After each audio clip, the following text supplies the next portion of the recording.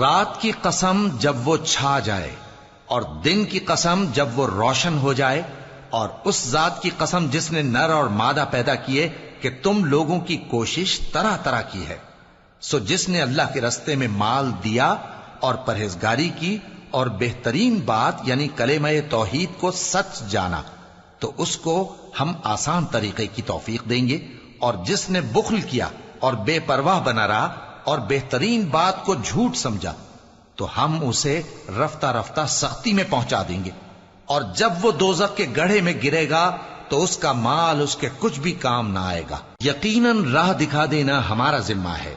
اور بے شک آخرت اور دنیا ہماری ہی ملکیت ہیں۔ سو میں نے تم کو بھڑکتی آگ سے خبردار کر دیا ہے،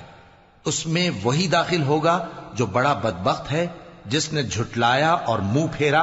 اور جو بڑا پرہیزگار ہے وہ اس سے بچا لیا جائے گا۔ وہ جو اپنا مال دیتا ہے تاکہ پاک ہو، اور اس لیے نہیں دیتا کہ اس پر کسی کا احسان ہے جس کا بدلہ اتارا جائے، بلکہ اپنے رب اعلی کی رضامندی حاصل کرنے کے لیے دیتا ہے، اور وہ عنقریب خوش ہو جائے گا۔